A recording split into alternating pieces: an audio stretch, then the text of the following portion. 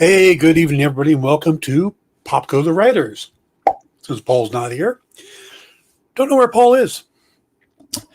Thought he was going to be here. Still hoping he's going to pop up, so we shall see.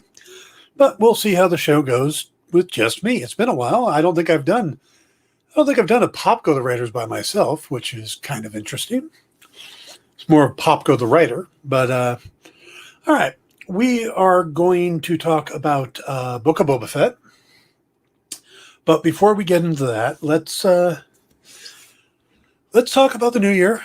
Hope everybody had a good holiday and a safe new year. And, you're all happy and healthy and everything's going well. Because it's going to be an interesting year, I think. We got a lot of good stuff coming up, movie-wise, film-wise, TV-wise. But the world is in a very strange place, so hopefully it's going to be a good year. We all deserve a good year, I think. We've had a couple in a row that have been a little on the crappy side, so let's hope things are going good. And hey, check it out. Mr. Story decided to join us. Hey, sorry about that little snag in my process. No problem. You're here now. That's what's important. So I'll just dock you for the minute 45. Am I late?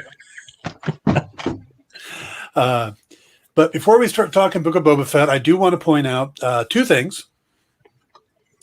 One, for those of you who follow my site and have watched my Lex Luthor video I did, The Psychology of Villainy, I did that, well over a year ago. I think it was September of 2020, and it blew up. I mean, somehow people got a hold of it, and it's at over 12,000 views, which is like, compared to the rest, I think all of the other videos we've done combined don't match that. And it's gets a lot of good comments and stuff. So I was really happy with that. So I decided to do another one back in May. Did one on the Riddler. His what makes him tick and how I don't necessarily think it's OCD. That's the Clock King. Yeah. So I did up a full workup of why I thought he suffers from obsessive compulsive personality disorder, which is not OCD. Those are very different. They appear similar, but they are different. And with a comorbidity of bipolar 1. So I worked all that out. I recorded it in May and had two things come up. One, realized I was on a new computer with a new version of Adobe Premiere that I did not know how to use. And number two was just went through a horrific summer with Lisa got into a car accident. I ended up in the emergency room. It was I just kind of kept putting it off. So New Year's Eve, I was just hanging out by myself this year, decided, all right, I'm going to figure this out. I just started putting it together. And next thing I know, by the next morning, I had it all completed and loaded up. So it's up, it's running now. And so love for you guys to check it out. It's Psychology of Villainy, The Riddler. So take a look at that. Also, I'm going to be announcing soon a Kickstarter that I have written. There's a page for it right now up.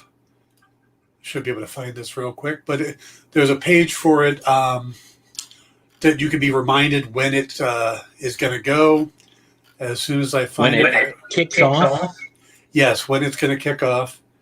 There's already almost 375 people following it, which I think is amazing. So, but that's all on Dynamite. It's there. I just wrote it, but let me put that in the chat. So if anybody wants to follow that, they can. So that's kind of in the same vein as Sunstone, the Stepan Sejic graphic novel. It's a 120-page graphic novel, kind of a erotic romantic comedy. So check that out. All right, let's get into the show, Mr. Story. How was your New Year's? My New Year's was very laid back. I I am getting lots of feedback off your thing, so I'm trying to turn down my microphone. But anyway, long story short, it was very, very low key, and I was exceedingly happy with that. I was perfectly fine with not, going crazy. And frankly, I hope many, many people were willing to, not go out and get drunk off their backsides. Because it seems like a bad idea right now. Oh, yeah. How about yours? Mine was quiet. I been doing so much in December with, going up the hill and down the hill and all that other stuff that just decided to stay home. Yeah. I played some Warcraft and watched some movies. That's about it. I watched the new reunion for the Harry Potter cast, which was depressing as hell. Really? Yeah, because they're sitting around and none of them have really had these outstanding careers since the movie.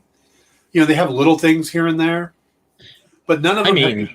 Ratcliffe has done pretty well. They've done well, but they're not huge. Not like the. Sure, nothing like Potter. Yeah, and you can see that they all miss each other and stuff like that. And then they get to the section where they talk about the people they've lost, and it's like, oh my God. I mean, they talk about a handful of people. Well, Richard Harris. Yeah, that's true. Alan Rickman. Yep. A couple of the actors involved, and then the woman who played Malfoy's mother. Mm-hmm. And then they put up on the screen the names of all the people they lost, I guess, including Carew, and it filled the entire screen. Wow. They include J.K. Rowling on that? She feels lost to us at this point. I was wondering how they were going to handle her, and they had some clips of her, but she was sitting by herself on a soundstage with a black behind, nothing but black behind her, where everybody else was interviewing each other and seeing each other. She was kind of over there. Yeah. So, like, we know you wrote them, but you've been kind of a bitch lately. So, yeah. I forgot. I watched Ted Lasso for New Year's. I had not watched the second season. So, is Ted Lasso as good as everybody says? Is it? No, it's actually better than everybody says. Okay. I cannot believe now. Okay, it's a Bill Lawrence joint, so it makes some degree of sense. But if you had told me, oh, remember that series of silly commercials we did to get Americans interested in the World Cup years back, that's going to make a breakout, heart-wrenching, heartwarming TV series, I would have said, can I have whatever you're having?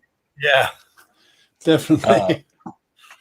It's terrific. It's uplifting. It'll get you in the feels, both good and sometimes sad. Jason Sudeikis is a revelation. Yeah, I think we've all known that for a while. Yeah, well, you thought so, but it was like, hey, Jason Sudeikis is awesome, and then it's like, boom, Ted Lasso, and everybody's like, oh, wow. It's just that it's just that kind of role that you suddenly go, oh, I thought I appreciated him, but I didn't appreciate him enough. All the cast is terrific. Yeah, I hate sports. I mean, the sports industrial complex kind of thing, sports entertainment complex. Yeah. I am not a fan. It's sort of like, I find it really weird that I love Sports Night as much as I do, because I don't care about sports. But it's Aaron Sorkin and brilliant writing and Robert Guillaume and Yeah. yeah. And that's how I feel about Ted Lasso. I should not like this show, and I love it. It's got, like I say, it's got it's got Bill Lawrence at the head, who did Scrubs and Cougar Town, and one of my unsung favorites, which was Undateable, which many people, which unfortunately starred, speaking of people who are kind of over there now, starred Chris D'Elia, which is like, oh yeah. It seems like, you would think that people in the public eye would go, maybe I'll just cool it with this crap. But like Armie Hammer. Yes. I'm at least on the Nile because of Armie Hammer. Yeah. But I will say, and I'm not like saying it's okay, but at least it was like private stuff, messages. It was creepy as all hell. Yeah. But it wasn't like he was just kind of, yeah. Anyway, it's going to make it sound like I'm excusing it, and I'm not. So, it's, boy, people, dial it back. Yep. Yeah, I've been anticipating Death on the Nile since the end of 2017 when we saw Murder on the Orient Express, and I've been wanting this movie for a long time. And then you see the cast, and it's Gal Gadot and Letitia Wright and Armie Hammer, and you're going, "Yeah, this is going to be great." And Letitia Wright's got her own issues going on. Yeah, well, that's true too. Yeah. I from what I've understand, she and J.K. Rowling could have a club. Well, most of what I've heard about her is anti-vax. Oh, she's anti-vax. For some reason, I thought there was some transphobia in there too, but maybe I'm incorrect, and if so, I apologize. It's hard to keep track. You almost need a scorecard for the Me Too movement. Yeah.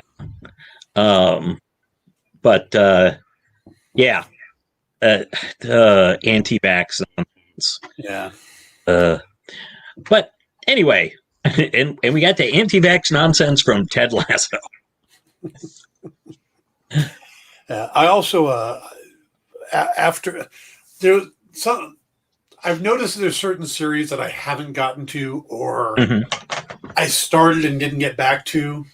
Yeah, I was on Netflix and flipping through it. I thought about checking out that Arcane series, but it didn't come up early, and I didn't feel like searching for it, so I was just kind of scrolling through, and Jessica Jones popped up. And I remember watching the first 2 episodes of season 3 of Jessica Jones, and watching the first one thinking, okay, and then watching the second one where it's the same as the first episode, just told from a different point of view, and I just tapped out at that point. Yeah.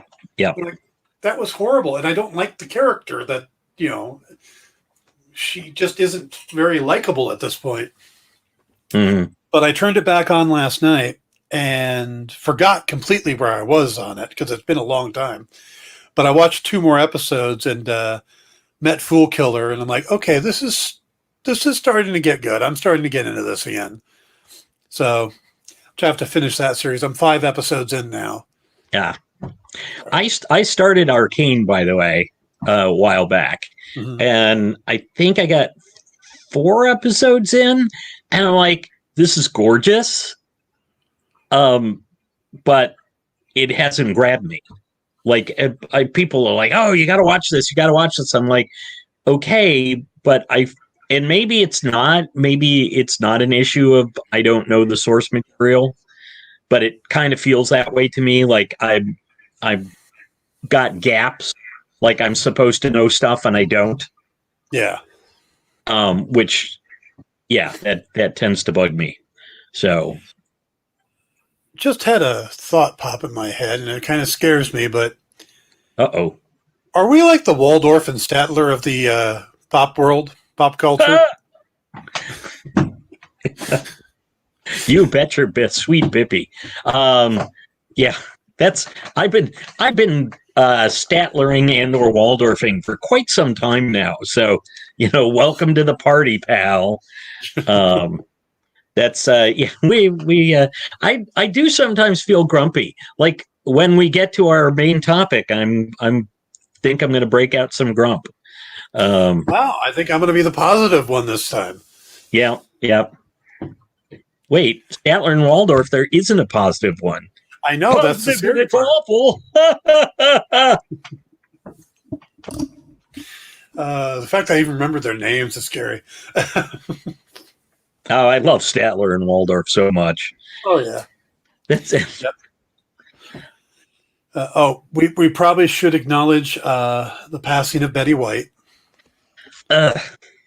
That hurt. Yeah. I mean, so close to her 100th birthday.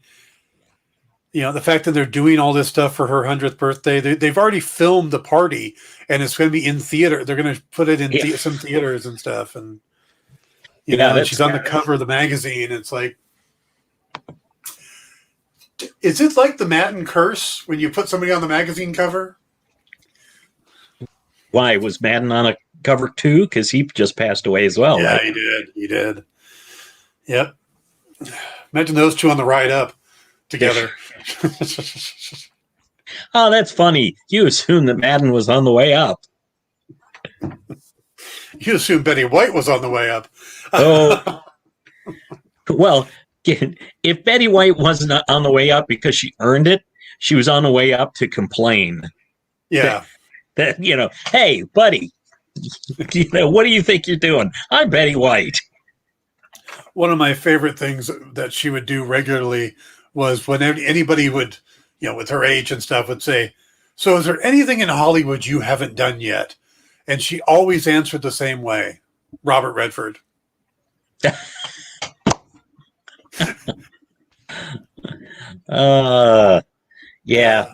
Well, it's so funny too, because we eventually got to know her.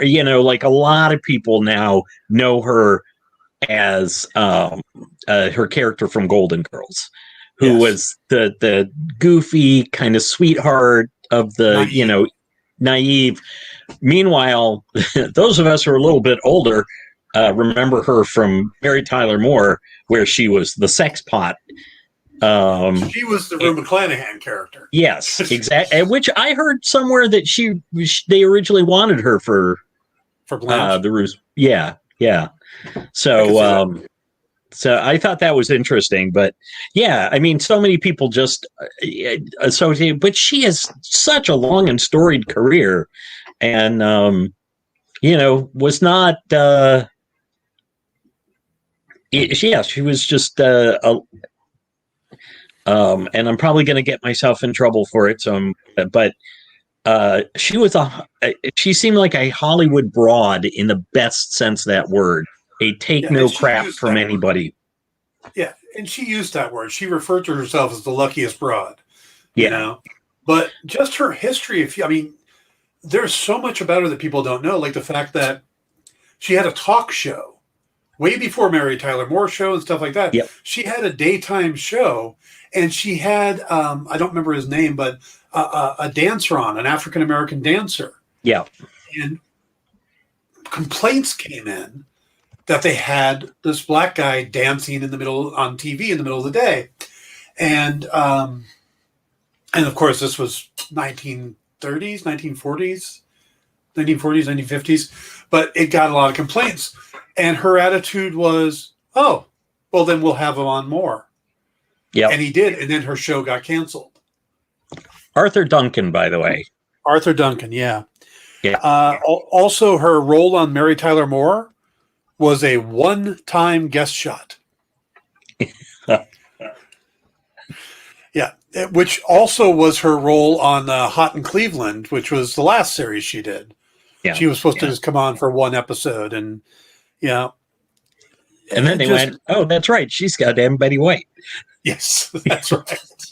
What were we thinking? One episode. Yeah, she was working consistently until her death at 99. Yeah. And Yep. I don't see who did the cartoon, but somebody posted a cartoon that said basically had St. Peter looking through his book. He says, "You've made it to age 99 and people seem to think that you died too soon." Yeah. It's like, Yeah. that's a pretty good sign of how you lived your life. I can't properly reference it, but I saw somebody post on social media that Betty White did not die. She grabbed 2021 by the throat and dragged it into the afterlife with her. Hero to the end. Yeah. Yep, Jamal, we agree with you. Definitely was an amazing talent. Yeah. So, yeah. We're losing a lot of our icons. We're losing a lot of our big stars. I mean, we lost Ed Asner. Speaking of Mary Tyler Moore, we lost Ed Asner a few months ago, and and that was heartbreaking. Yeah, somebody posted a picture of them on Mary Tyler Moore saying, "Suzanne will not be deterred. She's still chasing him after all these years." Yep. But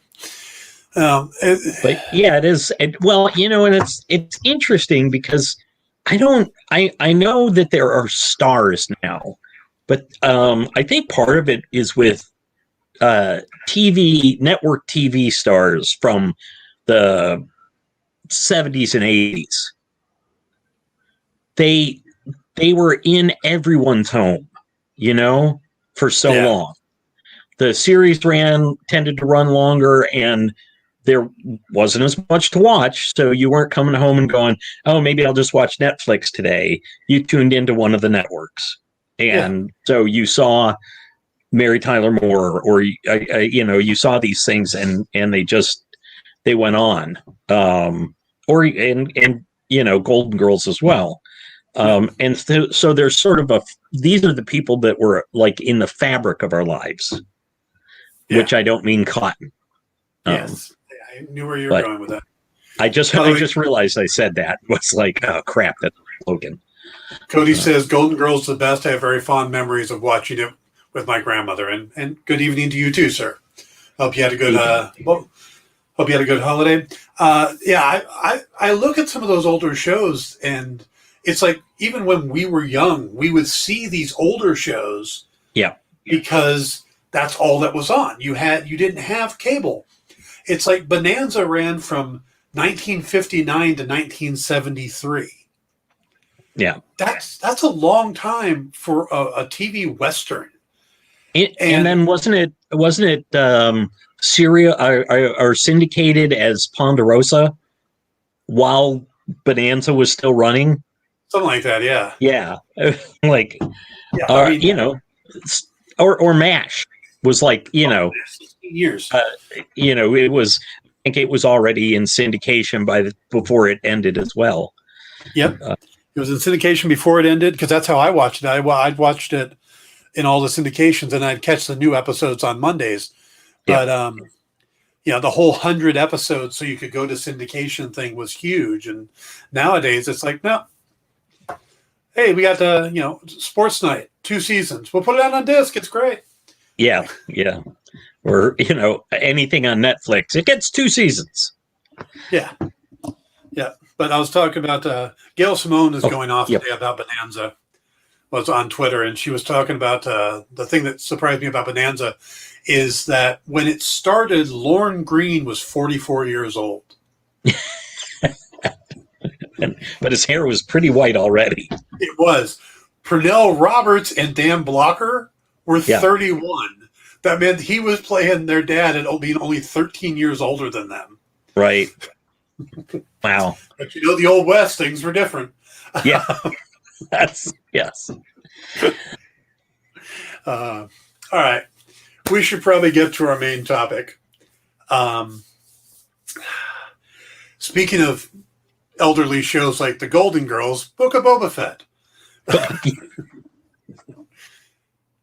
When they announced the series, they told us they only told us 3 actors that were in the series. Yeah. Ming-Na Wen, 58 years old.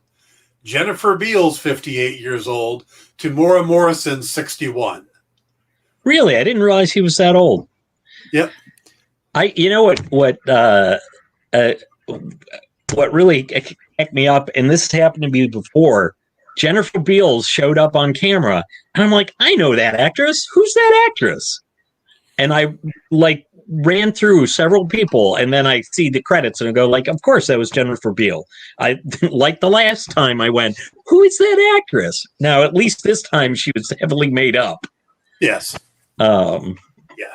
Yeah. And her role, I think, is going to be interesting. But let's look at it at the. I'd say let's talk about the episode in two parts. Let's look at back to tank time and modern time. Yeah. Because basically, any time that the dreams were back, yeah, and he was in the back to tank, they basically, it almost feels like, because I originally thought this was going to be 6 episodes when everybody was talking about it when it first came out. Now it's supposed to be 7. Oh, okay. And I kind of get the feeling that they went ahead, they put the series together, and then everybody goes, we're finally going to know what happened in the Sarlacc pit. And Jon Favreau probably went, we want to do what? Oh, yeah, I guess I should probably. What happened in the Sarlacc pit? Hey, Patton Oswalt, what happened in the Sarlacc pit? Okay, yeah.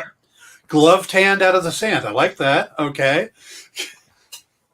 Because I got to tell you, that sounds entirely plausible to me because, oh my God, I just wanted it to end.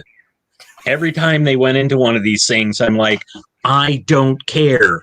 You brought him back. Just keep going. Also, anytime we had a back to flashback, there was no Ming-Na Wen. And really, that's why I'm there. Okay, you are going to be the grumpy one. Yeah, oh God. It was excruciating to me. And I kept going, I'm like going to be the only person on the face of the planet that doesn't like this show. And then they got into some of the current stuff, and I'm like, okay, this I can get into. Yeah. But yeah, this is, he got out of the Sarlacc. What's with all the tedious sand people crap? I could not. Yeah. Anyway. Cody says, the Boba comic omnibus by Dark Horse was some of my favorite growing up. The story and artwork was the best. Also, the opening was short and sweet, cut and dry. Okay. See, and what I look at it this way, we're about to get a series that's The Sopranos in space. Boba Fett's now Tony Soprano. But people wanted to know what happened in the Sarlacc pit, so we're going to really quickly do Dances with Wolves, just to show you can do it quickly instead of the Kevin Costner way. I felt like it lasted as long as the Costner movie. I do find it interesting, and they started this with The Mandalorian, where they've kind of changed the narrative on the Tusken Raiders or the Sand People. Sure. Originally they were always just these savages, and now they're the Native Americans. They're the first indigenous people. They're, whichever they call them in your nation. Because like in Canada, they're the First Nation. There is indigenous people. Aboriginals. Yeah. But they really do seem to be playing that part of the Western now. And everything else in Star Wars is kind of going all these different directions. But Jon Favreau seems to be embracing the source material that Lucas embraced, which were Westerns and samurai films. Yeah. So it makes sense that since they're on Tatooine, that they're making them basically the Native Americans. And I find that interesting, and I find that we're getting a lot more characterization from them. But the fact that they haven't had anybody we still haven't unmasked one. We don't know what they look like under the masks. Yeah. Are they masks? Are they just humans that were raised that way? The fact that we've never gotten a sand person outside of Tatooine. It's like, I was raised a sand person, but I came to the city And Yeah. Well, but they're still. I think part of it is although they're still pretty savage and a bit cruel, but I think there's a certain amount of trying to make up for our hero in the prequels just slaughtered a village of, yeah. including younglings. So he had a little practice so he could know to wave his saber lower when he slaughtered the young Jedis. Yes. Because we really need to make Darth Vader a bad guy. Yeah. Yeah. Yeah. While they were busy trying to go, he's not so bad at all. He was okay. It was only the tragedy that, no, he was out slaughtering innocent, or at least people he didn't know. But yeah, killing children's big on his list. Jamal mentioned something about Boba Fett mellowing. I didn't know that Boba Fett was ever particularly. He's never seemed particularly much of anything before. Let's be honest. I watched Empire Strikes Back and Return of the Jedi, and much as I love Jeremy Bulloch, who played Boba Fett initially, rest in peace. Boba Fett in the actual Star Wars movies was kind of a lot of buildup and not a lot of follow through. It was like, this guy, he's got this cool outfit and he's it's mysterious and sinister, and he just got accidentally knocked into a pit. Yep. A living pit. Yeah. Well, he looked cool in Empire and in his too. Yeah. And had they run together, we probably wouldn't have cared about the character. But the fact that we got him for like 2 minutes in Empire, I think his total screen time was like 2 minutes, 8 seconds. Yeah. He's there with all the bounty hunters, and then he's there saying, he's no good to me, dead. And then he takes the thing off at the end. So there was he did the cool thing with following the Millennium Falcon after it, used the garbage flush before. Empire made him mysterious and cool. There was enough beats, and then we had some time. So all of our imaginations were running. There was the whole thing with the toy. Remember, you could send away for a Boba Fett figure from Kenner. The one with the rocket launcher. Yes. And then some kid choked on a Colonial Viper rocket from Battlestar Galactica, and they had to say, no, we can't make them fire. Yeah. So I think there was a lot of hype. Plus, they were displaying the character way before the movie ever came out. Well, he was actually about the only interesting thing in the Star Wars Holiday Special. It was a weird, looked like almost heavy metal-esque cartoon. Yep. But Ralph Bakshi. Yeah. Huh? The artist was Ralph Bakshi. Was it? Yeah. Okay, that makes sense then. Because I was going to say, Fire and Ice, or what was it, Rock and Rule? Mm-hmm. So that makes a lot of sense. But I just never felt that that character didn't get I think I was a little too old when Empire and Return came out to get on the crazy Boba bandwagon. Because I have friends who were like, all they wanted for, a few years younger than me, all they wanted was Boba Fett and Slave One. Oh, yeah. So that was the best toy. I was 10 when Empire came out, so that was that perfect age. Cody says, I feel like Boba will be more fleshed out in this. His backstory leading up to where he ended up on Return of the Jedi, and also that little moment from Attack of the Clones. It was a nice touch. And him being different from his father, even though the same guy, also his maybe change of heart after the Sarlacc pit. Maybe the series will explore his change of life experience. Now, the thing with a lot of there's a lot more to Boba Fett, but it was all done either in the animated series, the Clone Wars, yep, or in novels and comics. So even though if you're just watch the movies, there's not that much to Boba Fett. But even if you're looking at that, you get, you got to look at the Boba that popped up in the Robert Rodriguez episode of Mandalorian season 2, where he shows up with a gaffy stick and is start kicking ass like a Tusken Raider. And you're like, well, where did he get all that from? How did that? So you do need that story. And so his connection to the Tusken Raiders, plus I have a feeling the Tusken Raiders are going to be part of this story because he's trying to take over Tatooine. If he can call in the Tusken Raiders as backup, that's going to be huge if he uses them somehow. So, agreed. I do have one gripe about the modern section of the storytelling.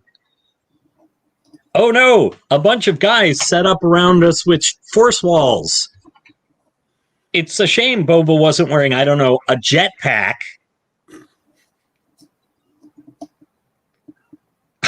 Like, I just was going like, seriously?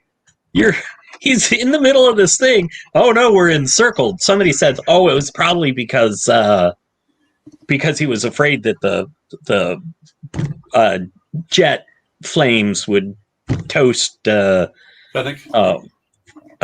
Fennec. So I don't know, they've never really been shown to like go that crazy. Plus he could have just angled so they were going off of the shields. I hadn't even thought about the backpack. Well, and the thing was, I was like, wait, he did use it in Mandalorian, right? Yep. So it's not, you can't even go like, oh, it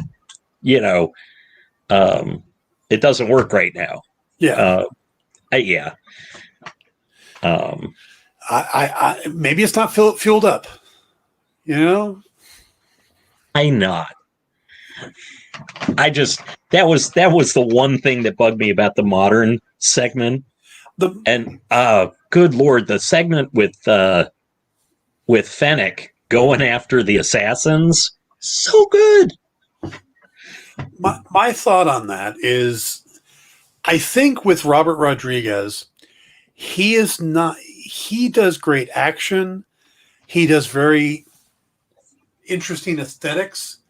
There's a lot that Robert Rodriguez brings to a film. Mm-hmm. Detail and continuity is not one of them. So things like, did that Gamorrean guard sword just go through the shield when nobody else's things could? Those type of things. You're going to have to go, just I didn't see that. I'm just going to move. So I think you have to take the good with the bad. If you start singing Facts of Life, I'm going to hit you through the... I wouldn't do that. You would. I wouldn't do that. But anyway, overall, I'm excited for the series. There were lots of cool stuff, but it's just like I really wanted that first episode to go faster. Now, see, I disagree. I really liked the first episode quite a bit. I thought it was neat to see. It was like they were really connecting all the dots. It's like, okay, first thing, last time we saw him, he was in a Sarlacc pit. How did he get out of the Sarlacc pit? Well, he got air off of a stormtrooper. What was the stormtrooper doing there? There was no stormtroopers on Jabba's Bard. That idiot fell in back when they were looking for Luke. He's been in there a while digesting. Okay, so they put the oxygen in. He fights his way out. He gets out. The Jawas come and take his armor. Okay, we got the Cobb Vanth thing worked out. That's all going to go there. Okay, so they had given us enough things to make you wonder why certain things. How did the Jawas get Boba's armor? How he ended up with the Tusken Raiders? how he gets the Storm, Slave One back, or whatever we're calling the ship now. It makes sense to me that this was needed, that this was a story that needed to be told. I don't think the Boba we're getting is necessarily the Boba most people pictured. Mm-hmm. I think we're getting a very different Boba. Hell, back when he was invented, Boba sounded like a cool name. Now it's a drink. Yeah. So, also, I think the Boba that we were introduced to didn't. He never struck you as wanting to be a crime lord. No. So I think that's going to be the big question of the series is why is he doing what he's doing? Maybe he just, I guess you could argue he's just trying to settle down, but it what if, and this is speculation, but what if his time with the Tusken Raiders really changed him and he sees them as the rightful controllers of the planet, so he's taken over as a crime lord so that he can put them back in some form of power? Maybe he has accepted that he is part of that tribe now.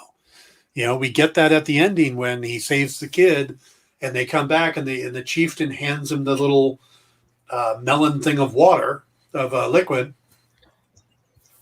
that Cobb Vanth wouldn't drink at all, but Boba's like, I got it. Yep, we're taking it. Maybe that's what it is. It's a whole play because he wants to be crime lord, but he specifically wants to be crime lord on Tatooine. Yeah, he sure. came back there for a specific reason. So I think it does have. I think the opening is gonna be important. I think his time, how he got connected to them, stuff like that. That's all going to be very important to the overall story. The fact that all of that takes place on Tatooine, his connection, because he had no connection to Tatooine prior to that. He doesn't come from the planet. He has, other than working for Jabba, I don't think he ever had any reason to go there. Yeah. It was. I was going to say his. No, he ran into Boba on Tatooine. Who did? Or Boba ran into the Mandalorian on Tatooine. Yeah. Yeah. So, I mean, has he been off Tatooine since he got out of the? My impression is that he's not leaving. He was not going to leave until he got his armor back. Yeah. Yeah. I don't think could have been 20. Well, no, I guess how many years has it been since? I guess it's only been 6 or 8 years, right? Since Empire, or since maybe less than that. It's 5 to 8 years after Right. the Jedi. Yeah. Yeah. So, and I don't think he would have left Tatooine. I don't think he cared that Cobb Vanth had the armor. It's when the armor left the planet, because he could always go get it if he needed it. He knew where it was. It was helping people, whatever. So I think that's kind of where his attitude's been. I didn't know. I don't know that he knew that up till then that Vance had it. I don't know that was established per se. Well, I don't think it's been established, but that's my speculation. Yeah, but I think it was more like, he found out about it and then he was going after it and all the rigmarole happened. So, yeah. But what if he fell in love with a Tusken woman and has himself a little youngling with her, Okay, that's presuming the species are, because since we don't know what the heck Tusken Raiders are. Right. All right, let's look at Cody's question. Do you guys think that there will be any special appearances with any characters like Han or Chewie or maybe someone else? I read an article about Harrison Ford being involved with a project involving Star Wars universe. I can't remember what it was. I saw it last week. Or would it be okay if no special appearances were made? Paul? I think it would be perfectly okay if there were no special appearances. I cannot see Harrison Ford doing this because it's too soon after Jedi. Yeah. So he would be way too old for that. They'd have to do the full Mark Hamill end of Mandalorian thing. Yeah. And that worked once. But I think that repeatedly, like Chewie, you could easily do because you've got the new guy in the suit, and the suit is all encompassing. Yeah. Can't imagine R2 or 3PO having any reason to be back on Tatooine. Well, he does need a protocol droid. He did say that, but I'm guessing it's not going to be 3PO. Yeah, I haven't heard anything about Harrison Ford being involved in a Star Wars thing, but it would almost make more sense to get the guy who played in Solo. If they were. Oh yeah.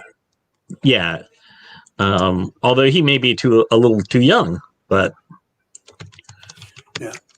The rumors I've heard, is that we're more likely to get Kira from Solo because of her connection to Crimson Dawn, or we might get Darth Maul, who's running Crimson Dawn at this point. So that's some of the stuff I've heard. Also, I think if they're going to do any special connections like that, I don't think they'll go big like that. I think they would go more, maybe Bosk shows up, or Dengar, or one of the other bounty hunters, Zuckuss or Forlom, or those guys. Bosk, I think, would be perfect because we've already met Trandoshans. We know Trandoshans are in this. So Bosk, Cad Bane would be another interesting one, who has a history with him through the shows. But I think Cad Bane would really depend on how much Dave Filoni is involved, because Filoni's the one that seems to like to bring his characters from Clone Wars, where Favreau more seems to be focused on just telling the current story. Yeah, one of the problems with bringing the other guys in is then you kind of are hitting pause on Boba Fett and filling in about the other guys. Yeah. Well, see, I could see them doing it with like Bosk. They've kind of set it up with the fact that we've met a Trandoshan who he used to work for. So I could see them going, we want to take this guy out, bring in Bosk to take him down. And I think that would make an interesting story to have Bosk come in and try to take him down. But yeah, I will be curious to see what representative comes in and visits Boba Fett. I think the guys with the red shields were those representatives. Could be. Yeah, I think that they'd apologies. I think they better get a better representative next time. Yeah, the Major Domos, that acting was so weird. Oh, and I just wanted to strangle him. So good on him, because that, being able to do something like that and really make your skin kind of like, like, stop that. The actor's name is David Pasquesi, and he's a sketch comedian. He does a lot of improv. So he's big on the improv circuits, and he used to do a show with another guy that was on for years, but do these shows. So that's his thing, is to improv and play characters and stuff. So the one person you might, or the two people you might recognize, the voice of the 828 robot. Mm-hmm. That is Matthew Berry from What We Do in the Shadows. Right. Which you can kind of tell that voice when he does it, but I'm surprised they can't just download Protocol Droid software into that guy. Yeah, that's well, because he kind of seemed like he was doing protocol stuff. Yeah. So yeah, and okay, protocol droid makes it nicer, but you would think they would just have you could just like get a translator. I love the fact that the Aqualash just talks and they go, "Did you get any of that? Something about friendship? We need a protocol droid." Yeah.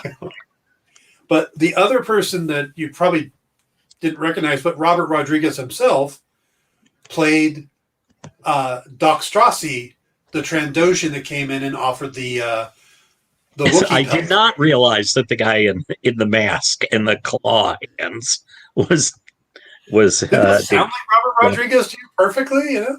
Yeah, sure. He's also supposed to play the mayor, the one the guy works for. Oh, okay. Interesting. Yeah. So, but yeah, that was such an odd character. And wait, I think he wants you to pay tribute. I'm the crime lord. They're supposed to pay me.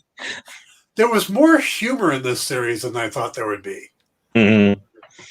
Which, you know. Yeah, it's nice, but it didn't feel too terribly forced. It felt like, appropriate to the situation, which sometimes they can go, oh, this is a little grim. Let's throw in some humor. And you're like, yeah. But, yeah. So I thought it was interesting to see,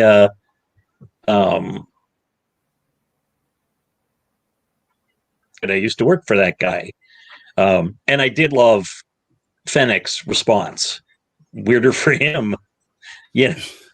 Yeah, I thought that was good. I also liked how he's presenting him. I like how Boba's presenting himself very differently than previous. He's like, I walk on my 2 feet. And, I will not be carried by a litter. And she's like, just kind of doing what they expect might help us here. So I see that Fennec is going to go along and help him. I don't get what their relationship is truly. I know he saved her. Yeah. But how long does that loyalty last? Yeah. Well, a lot of, there are cultures with the whole life debt thing.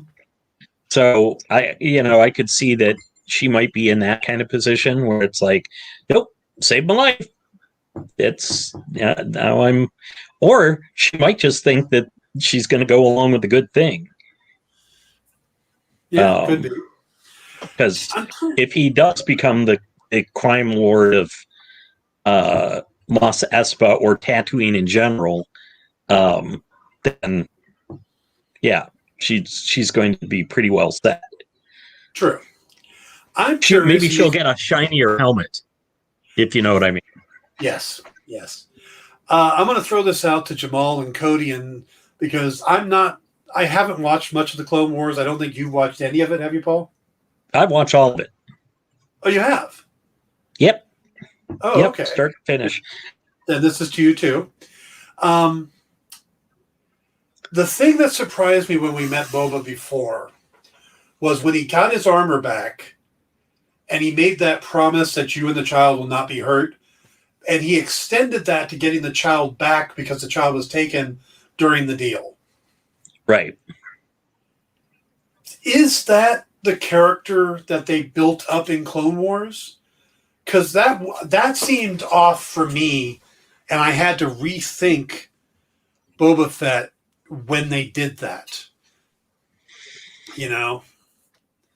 My personal take on that is the Boba that is compiled from all the stuff I've seen is more kind of vengeance driven and professional. So maybe they're making it a point of professional pride that they were in the midst of the thing and things went wrong. So, but yeah, he seems different to me.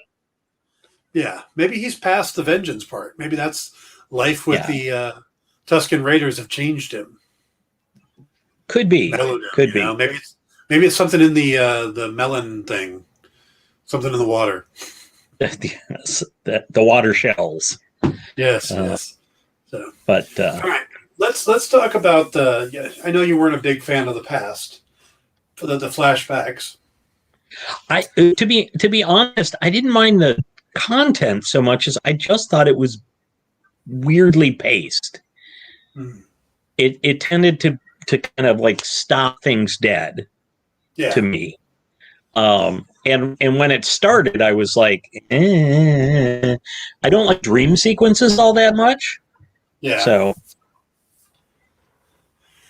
yeah, Eternity says, I haven't seen all the Clone Wars yet, but he was born in a pit and changed. Born in the pit, yeah, changed attitude. Hello, everyone. Oh, hey, Eternity. yep. Yeah. Hello. So yeah, And he was yeah, kind it of could reborn. certainly be a new lease on life kind of change. Yeah, yeah. What did you think about that creature that they fought near the end? That killed the Rhodian and that looked like somebody went, hey, get something out of Ray Harryhausen's book.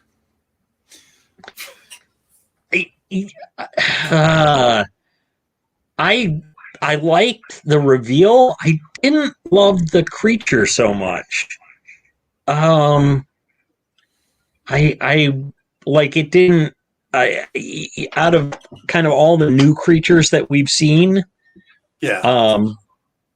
or frankly, even the Rancor in the in Jedi, it was sort of like it was just okay. It's sort of a centaur lizard, it and that kept roaring like a gorilla. Like I also expected it to thump its chest like it was trying to intimidate. Um, so It just struck me yeah, as an homage to Ray Harryhausen. yeah, You know, I think was it the Kraken in Clash of the Titans? had a similar vibe to it. So maybe that was it. Yeah. Yeah, I just felt it was part of it was like okay, we brought in the crate dragon mentioned, in the Mandalorian. I'm like okay, cool, but this was just sort of like I feel like I don't know. It was weird to just see this thing that I've never heard, and they didn't like relate it to anything. Kind of, it just seemed kind of a little convenient, but it was fairly cool. I thought it was a little weird that they like he let the kid pretend that he killed it, and then the chieftain or whatever is like, yeah, no, I got you. Here, have some water. Um, but like, it seemed weird that all the other Tuscans were like, yeah, the little kid killed it. Trying to see. Let's see. I get you what you're saying there, Eternitine. Yeah, see, that's the Kraken from Clash of the Titans, and it looked like the head looked identical to me. Yeah. I really think it was just bring on the Kraken. Yeah, I think it was just an homage to Ray Harryhausen. I think that's what they wanted to do, and more power to them, right? Fair enough. Fair enough. Now, if Boba gets a metal owl of some sort, that'll be really. No, Hawkeye got the owl. Oh, that's right. Yes. So, whereas Boba better get Kraken. All right, we're going to pull the plug here at that point on the show. Well, Paul's connection was severed. That's right. Remember the good old days when Paul was late?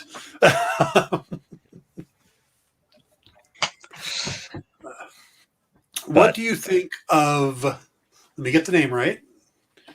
Need to pull up my. Let's see. It's right here. Garza Fwip. I thought Fwip was a strange name. It was. But I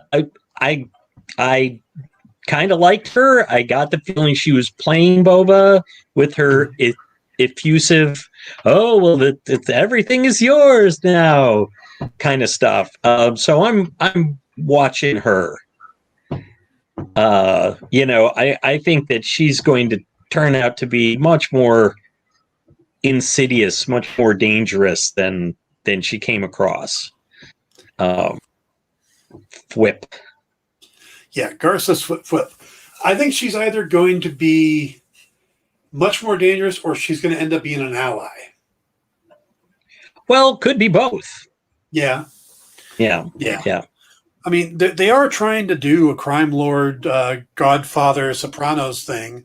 So it's going to be interesting to see just how they put all the pieces together for it. Because, I mean, that's a genre that hasn't been done in Star Wars yet. There was a talk of a series that was going to be the Underworld of Corellia. Yeah. Not Corellia. Yeah. Was it? Yeah. It works. Coruscant. It was the underworld of Coruscant. Yeah. Someone said she looked like a carrot head and her lackey. Yeah. Boy, the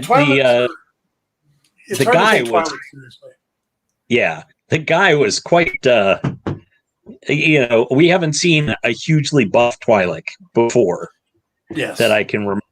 It was just like, hello. Would you like to see my tendrils? Tendrils, yeah. Oh, there's a good question. Will she do some Ola type flash dance for Boba? We can hope. What a feeling that would be.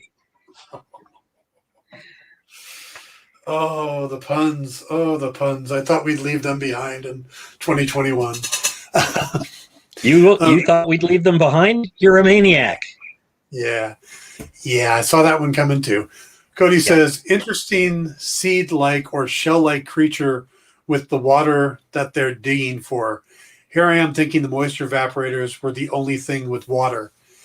Yeah, and to me that strikes me again as the whole Native American thing where, here comes the whites and they come in and they don't really know, they do things, their way, but they don't really know the way of the land. And here are the Tusken Raiders going, oh no, we can dig for these, So because when they first said dig for water, I'm like, you get down a ways and it'll be damp, but in a really arid area. And a friend of mine made a good point, which is, why does Tatooine have air if they have almost no plants? Like, how do you get oxygen? But that's a traditional problem with the science fiction, the old school science fiction, space fantasy stuff of, oh, it's an ice world. Oh, it's a forest planet. Oh, it's a desert planet. It's like, no, if the whole planet is a single environment, chances are life is not happening there. Right. Right. Perhaps the Sarlaccs create oxygen by breathing in carbon dioxide. Or they digest people and fart out oxygen. Another possibility. Absolutely. I just figure I just figure there's some sort of there's some sort of vegetation that handles that, even though it's not lush around the place. But paging Neil deGrasse Tyson. Neil deGrasse Tyson. If you'd like to come on the show and explain this shit to us, we'd appreciate it. Neil deGrasse Tyson. Or explain why there really wouldn't be. Yes. Yeah. Fun ruiner. Yeah, mount up. Yeah. But yeah, I'm very interested. They laid some good groundwork, and I'm interested to see where it goes. But man, I can definitely do without too many more flashbacks. But I get the feeling it's going to be all through. Yeah, Lucas loved Flash Gordon type world environments. I just let it go, and that's wise because it's like Barsoom. There wasn't a whole lot of vegetation on there either. Yet they all lived. That's because they had oxygen factories. Do you not remember the oxygen factories? It was the whole wrap up to the first book. They used, I think they used the 8th ray or 9th ray to somehow. Yeah. Create oxygen. Says maybe Boba will get Jango's blaster he lost while fighting Obi-Wan. That would be interesting. Yeah. But that's pretty minor. I mean, I'd like to see them stay away from the larger universe stuff. I'd like them to stick, Kamino's destroyed, isn't it? It gets destroyed in the Bad Batch. I believe so. Yeah, so it's just severely, water. Yes, they because if I remember correctly, they were like, let's wipe out all this stuff because we're getting rid of the whole clone thing. Yeah. So if you haven't seen Bad Batch, there is an entire. They go into it a lot, and there's a lot of people online saying they want to see Omega make an appearance in Boba Fett as an adult, whatever she'd be as an adult, and I'm like, no, I'm really hoping she dies in season 2. I don't want her to be around. I don't know why you don't like Omega. Boy, that was the worst New Zealand accent I've ever done. And I've done some bad ones. So. Yeah. So. What's your farmers get water from the air, which does not exist on a sand planet? See what you started, Paul? But but it can't be a sand planet. That's the thing. Yeah. Yeah, I mean, there's sand, there's rock. We've seen little bit of scrub here and there. It just, even the desert isn't a desert. It isn't pure sand. I mean, yes, there's some places I'm sure in the Sahara that's just. There are places in the desert that are pure sand, but they're different vegetation that adapts. Yeah. Nope, in Star Wars, sand planets exist, just like whatever the name of the place was Rey was on. Yeah. Omega is Palpatine's clone mama.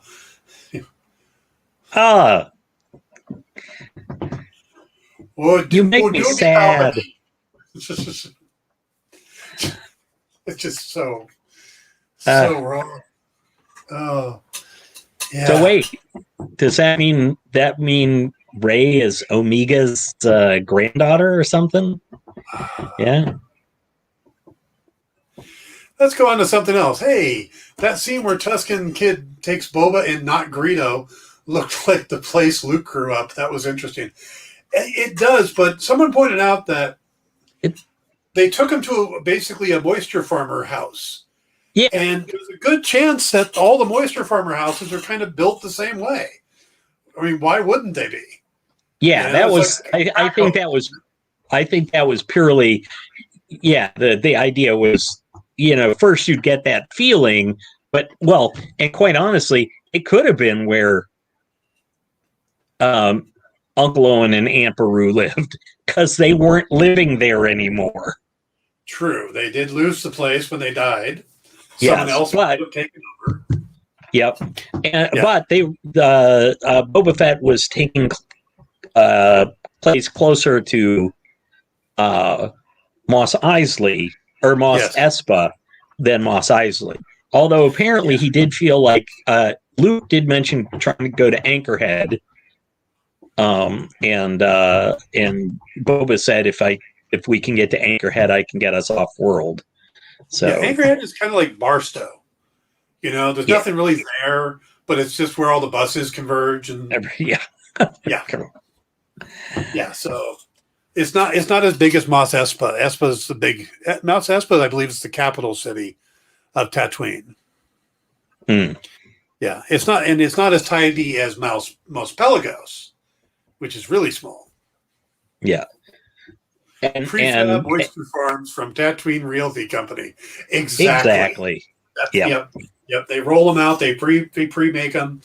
Probably the first human or whatever they call them settlers that came in all came with kind of like Sears Roebuck used to have the Craftsman Home package that you ordered out of the catalog, and they shipped it out to you with all the stuff, and then you built it. Yeah. So, wonder how many of those are still standing. Oh yeah, whenever they say Craftsman style homes a lot, but my impression is that there are still Craftsman homes out there. Although it may be kind of like the ship of Theseus, if they've replaced everything since they put it up, is it really the same house? Well, that's a good question now with Boba Fett. How much of Boba Fett has been replaced, and do we still have Boba Fett? Yeah.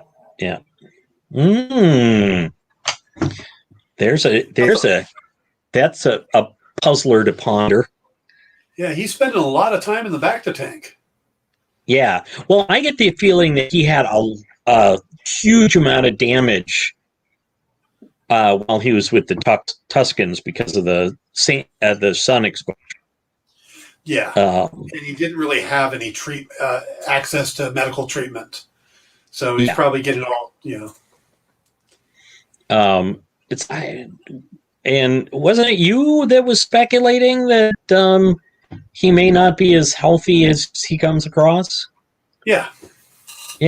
So maybe he's got a bad case of radiation poisoning or cancer or something, and and he's trying to leave something behind or set something right. Melatonin does him in. Melanoma. Melanoma does him in. Yes, melatonin does him in. He just sleeps. Well, that's all he does. Sleep and dream about the day flashbacks. See, I wasn't that off. Though, I do like the fact that we've seen advancement in Bacta. When we start in Empire Strikes Back, it's a floating tube you have to be in, and now it's just a bath you lay in. And in the future, it's a wearable suit. Yeah, I think part of it though is that the rebels are on the run, whereas Boba was in a probably Bib Fortuna's tank because I don't think Jabba would have fit in it. So this is crime lord stuff. There was lots of money to buy the best stuff. Yeah. Bib Fortuna didn't look like he was going to fit in there much longer. He was pretty big at the end when they kill him. That's true. Which makes you wonder, is Boba going to start getting bigger? Because he's already kind of... I was going to say, Boba's expanded. I'm kind of surprised that Boba, if the time with the Tuscans was that recent, that he has as much meat on his bones as he does. Yeah. So Timur Morrison has actually gotten in better shape for the series than he was. So, and that's why he's doing the shirtless scenes and coming out of the back of the tank. And did we really need a suit-up montage for Boba Fett? Just so he could go sit on his throne and get tributes? I think they just wanted to go, here's what we've done, here's what's the same, here's what's different. Give you I don't necessarily think it was necessarily, but I bet you there are Star Wars geeks out there who are just squeeing because they got to see all the different little parts and how they went together. So, by the way, I think Tamora is more stocky than he. I'm not saying that he's tubby. It's just he feels stockier now than he did, which that happens as we age. Paul realizes we're on the air and that Timur Morrison may actually see this, and still would get his ass kicked by a 61-year-old Maury man. Oh, easily. But no, I just didn't want to make it sound like I was going, oh, he's totally chunked out when he hasn't. I am much more chunked out than he is. Cody seems to be on the same page I am. Says, I'm guessing something happened to him after the Tuscans befriended him.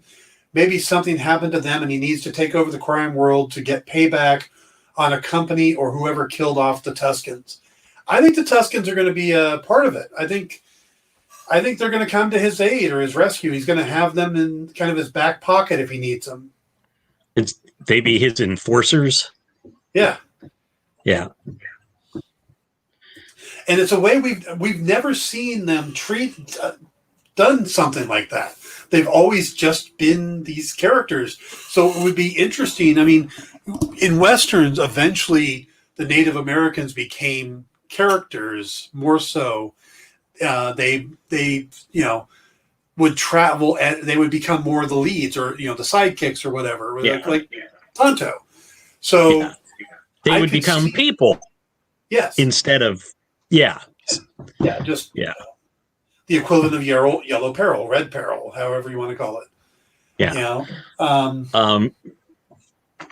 So yeah, I would like to see that. I'd like to see a more personalized look at a specific Tusken Raider, maybe a name, find out what they look like under the mask, that kind of thing. Yeah. Actually, they have no head under the mask. It's just something they wear to fit in. Yeah, it's their lunch pail. The little door opens and they got the stuff in there. They pull it out and then they eat it down the belly. Well, there's a mouth right where the neck, the esophagus is just there. So when they pour the water in, it's just all a thing to help. The Raiders are just 3 Jawas in a big coat. Yeah, and the younglings are when they've only figured out 2. One on each other. They don't get to where they can have the third one standing. So that's the difference between a youngling and an adult Tusken Raider, is they get the third one to balance on the top.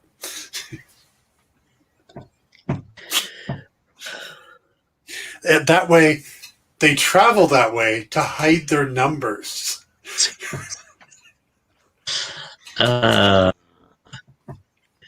So, it's interesting because I always thought also from the original movie, I thought that Jawas were native to Tatooine. But from all the stuff that's come up since then, they seem to be more universal. Yeah. We see them on Navarro. We see them on whatever planet Quill came from. So yeah, they're definitely all over the place. Yeah, yeah. Whereas Tusken Raiders, not so much. Yeah. Cody says, I remember reading when I was little that they are not allowed to show skin or any part of their body because it's forbidden. So it could be a religious thing. Well, and religious things are often inspired by pragmatism. So like, they may have had problems with, getting scorched all to hell. And then, so they came up with the whole, shroud yourself, and showing your skin is forbidden. And yeah. So easily a possibility. Yep. Or maybe they just have to keep their helmet on all the time because this is the way. Yeah. Does it seem like they're taking his helmet off a lot? Boba? To offset? Yeah, Boba. Yeah, because, he's, even though he was part, or he had been, adopted, sort of, his dad had. Yeah. But essentially, Boba's not Mandalorian. So he's not, and there's a whole, the whole don't take off your helmet thing, as we learned in The Mandalorian, is not really a thing except for this one sect. Right. They're kind of the Amish of the Mandalorian world. Sure. Yeah. You must wear your blue or white shirt with your black hat and your suspenders. So Yeah, speaking of which, we need Katie Sackhoff to come back. That'll be season 3 of Mandalorian. Nope. No, I want her in Boba Fett. All right, so let's do this, and you guys in the chat can chime in as well. Yep. Who's your wish character for the series? Who do you want to see pop up? You know, it's like, oh, if they asked you or you were writing an episode, you'd want to bring in this character. You know what? Weirdly, despite my comment there, I'm kind of good.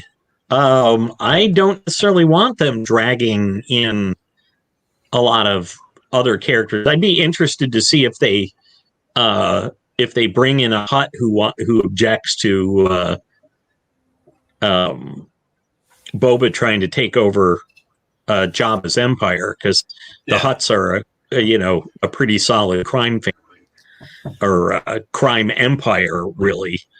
Nobody, the Hutts didn't complain about Bib Fortuna. Yeah, maybe because he'd been like Jabba's number 2 for so long. But yeah, or maybe they've just been busted up enough by the Empire, because most of what we saw about Hutts was in Clone Wars, before things had been really solidified. But and they're a big part of the High Republic, so they're a very old thing as well. Right. Oh, we got a response from. So yeah, I'm a Hutt. A Hutt. Okay. Yeah. Everteen wants younger Boba Fett, just to fill in the early days as a young adult, not the kid in Clone Wars. So kind of a teen Boba Fett, stuff like that. I could see that. Yeah. Sure, if we're going to keep up with the flashbacks. I think we're going to keep up with the flashbacks. He's like a Beverly Hills housewife with the tanning bed, except he uses the Bacta tank. Yeah. I must be rejuvenated. Cody, on the other hand, would like Darth Maul. The end of Solo was interesting enough for me for that to be a possibility. I forget the name of the crime syndicate that was in Solo, but I think it would tie in. Maybe the battle is out. The crime syndicate was Crimson Dawn. That's the one that Darth Maul, or Maul, I don't think he's Darth Maul anymore. I think he's just Maul. And that's the one that Maul's the head of. So the rumors that Kira, who was working for Maul at the end of Solo, would make a lot of sense. You know, and time-wise, I guess it would work.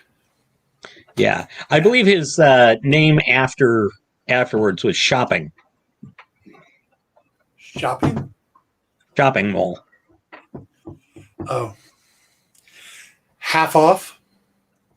There you go. Half off everything at Shopping Mall. Oh, yes.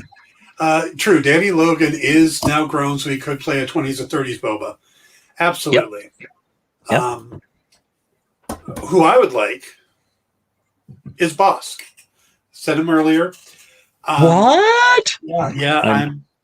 If you guys haven't seen it, you should check out. There's a fan film on YouTube called Scorekeeper, which pretty much takes the plot of Predator and then has it that Bosk is the Predator. It's pretty well done. It's neat. And then there's a little cameo at the end by Boba Fett. These two work together in a lot of the legends and stuff like that. I would be really interesting to see what the relationship would be now, how he'd react to how much Boba has changed. I think he would be an interesting character to bring in. And he's so cool looking. And you don't necessarily need the same actor. You can just throw anybody in that suit and he's going to look like Bosk. So that's which is, I think, what they did. They probably just gave the Bosk prosthetics to somebody and then threw on the robe instead of the. Well, the spacesuit was from Doctor Who. Is from Doctor Who, yeah. So, Everteen says Kira would be nice. Wrap up her Solo story. Yep. Agree. Oh, Andrew's popped in. Eternitine. Forever, not Evatine. Oh, I'm sorry. Eternitine. I'm trying. I'm old. You gotta forgive me. But hey! And he doesn't have a back to tank. Yeah. So, Andrew, is that your answer, that you would like to see more bounty hunters from the past come in? Because, yeah, that's what I'd like to see. I'd like to see them tap. Because those bounty hunters, like Boba, were very cool when they were shown, and then we got nothing with them. You know, everything we've seen from them since has been, in Legends or in the comics. I even play Galaxy of Heroes on my phone, Star Wars Galaxy of Heroes. And my crew that I play, my main team, are the bounty hunters. It's Boba, Jango, Din Djarin, Grief Karga, and Bosk. That's my main team. So, by the way, I can't believe that none of us have mentioned that we got members of the two different bands from Star Wars and from Empire back in Max Rebo, Garza Whips. Yeah, Max Rebo teamed up with one of the guys from the Cantina band, and the song they're playing is a Cantina remix. Yeah, I noticed that almost immediately. So I like that. It felt nice because it was like, it's not the Cantina, but like these are probably famous players on on Tatooine.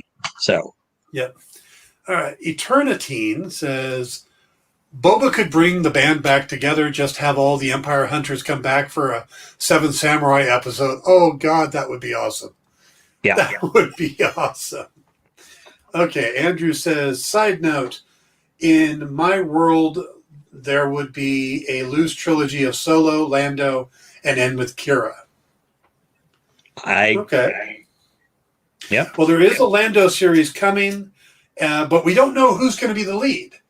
Is it going to be Billy D. Williams or Danny Glover? No, Donald Glover. Danny Glover would make an interesting Lando. Yeah. Okay, and Cody says, or the surrounding mystery of IG-88 bots, but maybe not since one was in The Mandalorian. Right. So I think we really kind of played with the IG series robots, so we kind of got that covered with Mandalorian.